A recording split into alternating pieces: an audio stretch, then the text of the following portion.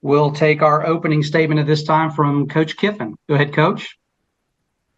All right, guys. Gary, thanks for having me.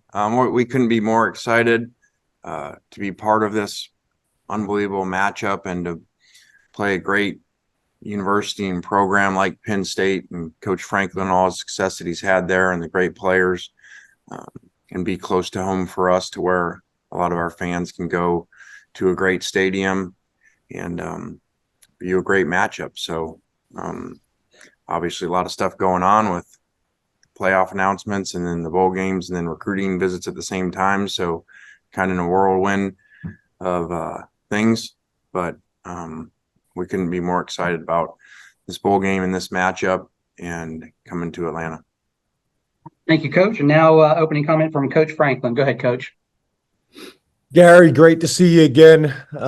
We couldn't be more excited to play in the Chick-fil-A Peach Bowl. Had a great experience last time I was here. Obviously, ton of respect for Ole Miss from my time in the SEC, and then obviously for Lane. Me and Lane have known each other for a long time. Obviously, have followed his career from afar. We have a lot of friends in common as well. And, it's been great to watch those guys play when I've had the opportunity this year as well. He's always played an exciting brand of football. So when you talk about two programs, with such a strong brand and reputation and history, like Penn State and Ole Miss, also pretty cool that Penn State has never played in the Peach Bowl, which is something that's unusual in 2023. There's not too many things you can say that has never happened, especially for a program like Penn State. Should be a great experience for our players, should be a great experience for our fans. And obviously the matchup between the Big Ten and the SEC, two of the most respected conferences in all of college football. So, Gary, we appreciate this opportunity. Lane, great year. Congratulations, and I look forward to seeing you soon. All right. Thanks for that, Coach, very much. We appreciate it. All right. We'll just go ahead and jump into Q&A from the media, and we'll take our first question from Tyler Donahue from Lions 247. Go ahead, Tyler. Thank you very much. Appreciate that. This is for James and Lane on a similar subject, same subject, I suppose. But James, you announced the hiring of Andy Kotelnicki a couple of days ago. What will the preparation on offense and the approach on offense look like from your staff from that vantage point between now and this matchup? And Lane, preparing for a team that dismissed their offensive coordinator after 10 matchups, as you get to gather the film for this and get into it, how much do you take into account what has happened in the last 2 weeks versus what happened in those first 10 weeks? Well, obviously, without getting into a whole lot of strategy with Lane actually on this call, that wouldn't make a whole lot of sense. But yeah, obviously, we made a change and we have co-coordinators and they did a great job, for the last 2 games of the year. And we got Andy here. So Andy will be here more just taking everything in, getting a feel for how we operate, the culture, very similar to when we hired Manny. Be able to be here, be around our players, be able to sit in all meetings, be able to see strengths and weaknesses so that literally the day the bowl game ends, he can jump in with both feet and get going. So we'll keep things structured the way they have been for the last 2 games of the season. Coach Kiffin?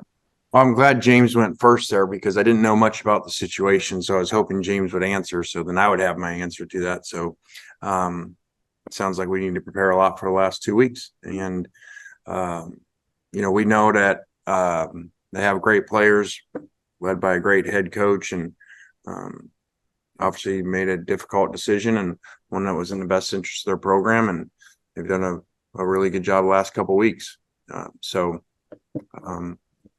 We'll go to work on this and be excited to get some bowl practices before we get to the great city of Atlanta and play an awesome matchup game. Hey, Matt, if any of the Ole Miss reporters could ask Lane some questions that could give me some understanding of what's going on in his program too, that would be helpful. We'll do our best to help you on that, Coach. No problem. All right, we'll take our next question from Rich Scarcella from the Reading Eagle. Go ahead, Rich. Thank you, Matt. This is for both coaches. Lane, first of all, how much do you know about Penn State's personnel? How much did you see of them just watching TV? And the same thing for you, James. How much do you know of Mississippi's personnel, and how much did you see them this year just by happenstance? Thank you. Yeah, I don't know a lot. I don't really, I kind of say this all the time. I think you guys think that we watch more football, on Saturdays than we do. So when we don't play teams that have common opponents, that we don't watch their film, for breakdown purposes, I don't really get to watch much football. So I don't get to see great teams like Penn State and other conferences play. So I got an early report from our personnel people that phenomenal players, a couple first rounders on defense that I was hoping Coach Franklin was going to announce they're opting out. So maybe he'll help us with that too. And so that's all I know. Yeah, for us, really a similar response. Sometimes when you're sitting around the hotel, you get a chance to watch a few games or maybe even just a few highlights.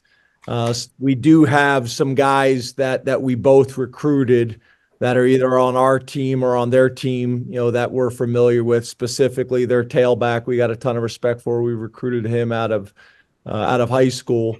But yeah, besides that, we just, coaches don't really kind of make decisions or come up with a feel based off, seeing highlights on TV or watching a game kind of on TV in the afternoon while you're sitting around a hotel. It's very different than the coach's film that we study. So yeah, not a whole lot at this point, but obviously been able to see a little bit, and Lane's done a great job not only in recruiting but developing and then also scheme.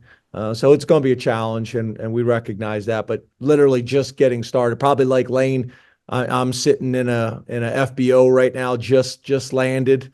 Haven't had a whole bunch of time to do a whole lot more than that. All right. We'll take our next question from Tyler Comas from Inside the Rebels. Just for Lane here, are you expecting any opt-outs? Have you heard of any opt-outs, or do you kind of expect to have your full go there? I have not heard of any. I would expect that we do, or that we don't have any. We're kind of not in one of those years where we really have, some first rounders that are, coming out that, are concerned of injuries and so forth. So I would not anticipate that happening with us. All right, we'll go next to Mike Gross from the Lancaster newspapers. Yeah, James, if you could just give us the rundown of sort of the logistics. When are you leaving to go down there? What's your practice schedule looks like? What are you going to be doing for the next couple of weeks? Yeah, as you know, our ops guys have already got this all mapped out. We've already sent it out to the players and the parents and things like that. But again, I'm sitting in FBO, just got off the plane. I don't have those things in front of me, but we'll be trying to balance recruiting as well as these bowl practices that we have right now that are more, kind of like spring ball practices, program development practices, while we take the time to come up with the game plan and get into the specifics of Ole Miss, but we're not ready to do that yet. And then we obviously have finals week as well. So we're kind of still in that, recruiting / information gathering period on Ole Miss, but we will get a little bit of work into. To Seth Engel from the Daily Collegian. Hey, James, Lane, hope you're well. Wanted to ask about opt-outs again. What is your kind of role in that decision making? Obviously, it's up to them and their families. But is there something that maybe you can say? Are these conversations that you're actively having with these guys? And does that change for you, James and Lane, you too? Thanks. Yeah, obviously you hope that the relationships that are there, that you've had over a number of years with these players and their parents, that they'll, use you in part of that process. But the challenge in college football, when we change the rules, and allowed agents to be talking to these players their entire college career, that's the challenge, right? They're getting information, and it's not always accurate information from every direction. So we just try to create an open communication line, try to give guys as much valuable information as possible. And then from really that point on, at the end of the day, we just want our guys to be able to make, great educated decisions based on all the information that's out there. Yeah, I kind of mentioned before, I don't think that, no disrespect to our guys, just from grades coming back and what in conversations with our players in general, I don't think that we have guys really in that conversation, of that first round type of grade or projection to potentially opt out. So I don't think that will be an issue with us this year.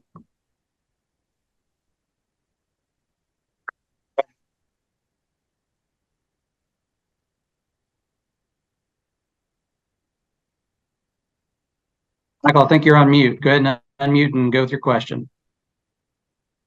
Did you say me? Sorry, you broke up there for a second.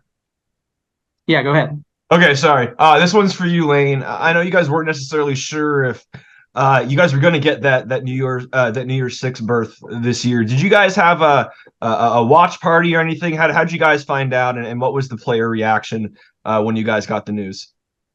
We did not have a watch party. We were actually just here working, recruiting. We had official visit weekend here, and so I was really in recruiting meetings, and this would probably surprise you guys. I found out on the TV like all you guys did. So obviously excited about that. And we've mentioned before what a great matchup it is and what a great stadium to play in the city. So I was very excited, but not probably what you thought. We were just continuing to work and had a lot of official visitors here and a lot of meetings to do. All right, next we'll go to Dan Tortora. Go ahead, Dan. For both of you, for James as well as for Lane at Dan Tortora, wakeupcalldt.com, just what you can say about the balance of preparing for this New Year's Six Bowl as well as the transfer portal opening, the opportunities of players going in and out, and typical recruiting, how the world you live in right now is kind of like an Autobahn, so to speak. Coach Franklin, start with you, please. Yeah, I think that's the challenge, right? You got to, number one, take care of your current players and make sure that they are, developing and finishing strong academically and giving yourself the best chance to be 1-0 this week or for this game, excuse me. But at the same time, you better be bringing in players, whether it's from high school or from the transfer portal, that are going to allow you to keep growing and developing as a program and as an organization for the future. So it's the constant battle of those two things. And that's why you see college football staffs have gotten bigger, because literally you're trying to do both at the same time constantly. And obviously this time of year, right before signing period and the transfer portal opening, it magnifies it even more so. Yeah, I think, like Coach mentioned, it's a big challenge trying to manage all that at the same time. There's always been recruiting and bowl game, but now portal doesn't just mean the guys you see going to the portal, means your own guys and managing that. And so you're basically managing your current roster and you're trying to manage your projected roster for next year at the same time. So there are a lot of challenges to it. That's the world we live in now, and a calendar that's not very ideal or set up very well, but we have to maximize the situation that the calendar puts us in. We'll take our next question from John Sokoloff from WCBI. Go ahead, John. Hey, this one's for Lane. Lane, it's your second, New Year's Six Bowl appearance in 3 years, and I mean, I'm just curious. A year from now, this position would be in the college football playoff as well. How much have you seen that kind of success so recently of such a high caliber? How much have you seen it kind of pay dividends on the recruiting trail and kind of the new landscape of college football? Well, I think it does matter. I think, just as I said, we're in all day today, and even after this announcement, in recruiting meetings with kids and families, and that's pretty neat to say, to the last 3 years to be in New Year's Six bowls. And obviously we have a goal to do better this time around and finish off and have the first 11-win season in the history of the school. So, but anytime that, your players are having success on the field and doing well, helps you in recruiting. For a couple more, we'll go next to Charles Odom from the Associated Press. Go ahead, Charles. Thank you. In the first playoff news of the day, obviously there was great impact for SEC current and future teams and the Big Ten as well. And I wanted to ask both coaches their reaction to some dramatic developments and some very difficult circumstances and coming up with a 4-team playoff. Coach Franklin, start with you, please. I mean, can we get Lane to open up with some of these first so I can see how he answers it? I guess first thing I'd say is it's like anything else, right? It depends on your lens. I mean, if you're a Big Ten guy, you have that lens. If you're an SEC supporter, you have that lens. I think the reality is we had an opportunity to go to 12 teams this year, and it would have solved a lot of issues for a lot of people right now. So you could make an argument for a number of teams. And the reality is when we go to 12 teams, there's going to be arguments for 13, 14, and 15, no different than basketball deals with. So, but I do feel like, there was a solution before the season started that would have helped with this a lot. But there's always going to be some tough decisions that are going to have to be made.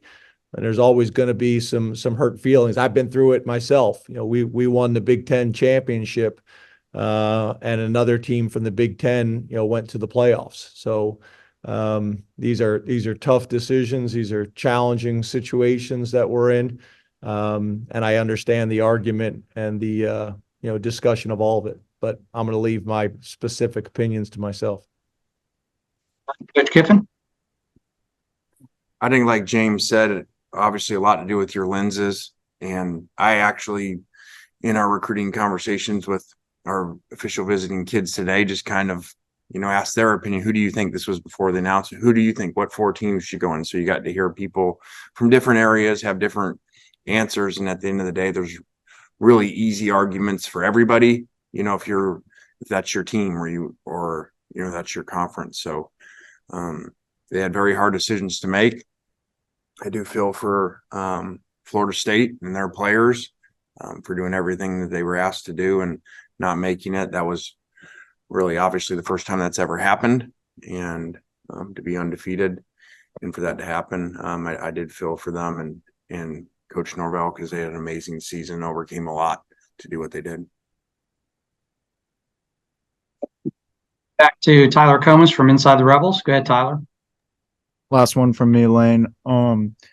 Earlier this week, your tight ends coach announced his move to East Carolina.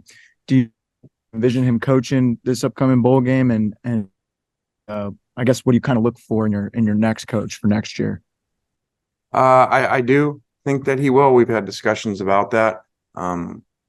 Very excited for JDB getting that job and being able to call an offense and take the next step in his progression in his coaching career. And he did a great job here. So we're really happy for him in trying to work out, with them, how he can do both jobs and still coach for us in the game. So like always, we'll have a tireless effort to find our players the best coach that we can.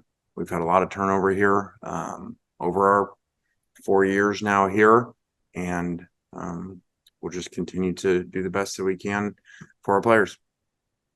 All right. Thank you, Coach. And with that, we are at our time limit, gentlemen. Gary, any final comment from you about the incredible matchup that we get to host here in Atlanta?